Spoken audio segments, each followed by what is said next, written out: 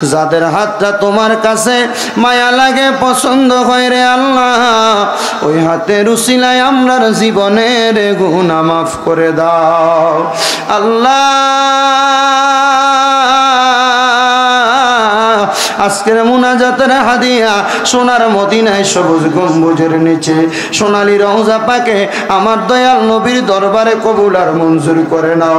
সকল নবী রাসূল সাহাবায়ে কেরাম তাবিন তাবে তাবিন খুলাফায়ে রাশিদিন সালফে সালেহিন নুজাবা নুকাবা আব্দুল্লাহ খিয়াত দরবার, বিশেষ করে আমার গাউসে পাকের দরবারে, আলা হযরতের দরবারে, খাজা গরিবে নওয়াজের দরবার, বাহাউদ্দিন নকশবন্দি মুজাদ্দিদ আল-ফেসানির দরবার সহ সকল তরিকতের ইমাম মাযহাবের ইমামদের দরবারে কবুল আর মঞ্জুর করে নাও আল্লাহ। বিশেষ করে সারা পৃথিবীর আনাসে কানাসে যত ইমানদার মুসলমান নরনারী পীর মুর্শিদ আউলিয়াগণ শুয়ে আছে, প্রত্যেকের আরো আপাকে আজকের মুনাজাতের হাদিয়া তুমি কবুল আর মঞ্জুর করে নাও আল্লাহ।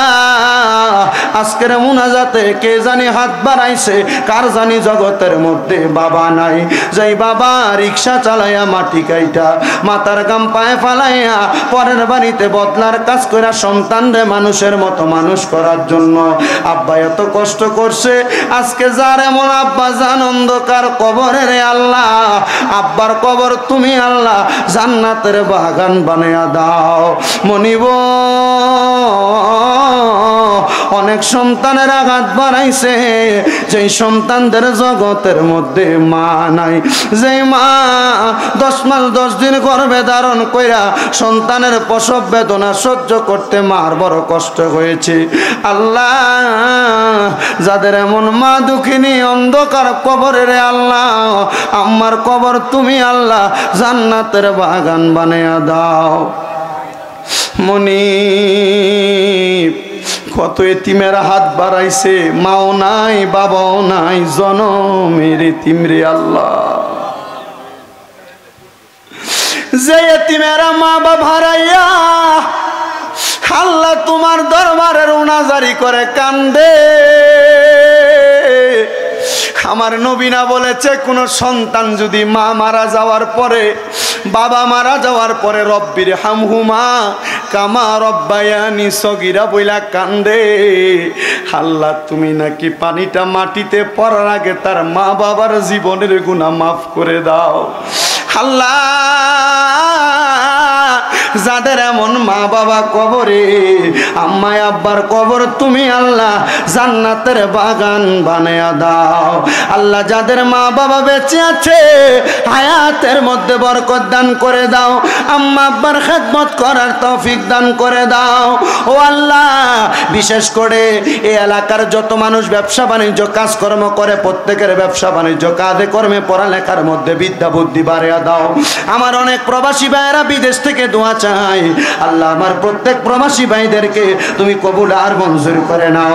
বিশেষ করে আজকের মাহফিলের যারা আয়োজন করলো, জনাব নুরু মিয়ার সন্তান মোহাম্মদ ইউসুফ মিয়া, মোহাম্মদ ইসমাইল মিয়া প্রবাসী, আল্লাহ তাদের প্রত্যেককে তুমি কবুল মঞ্জুর করে নাও।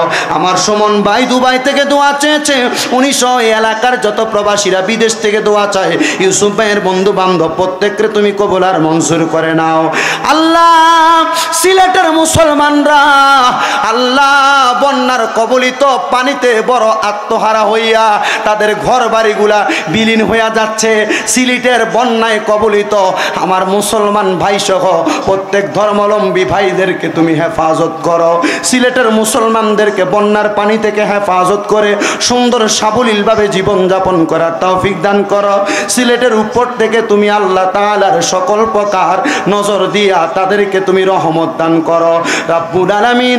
আমার ফিলিস্তিনের গাজার মুসলমানদেরকে হেফাজত করো।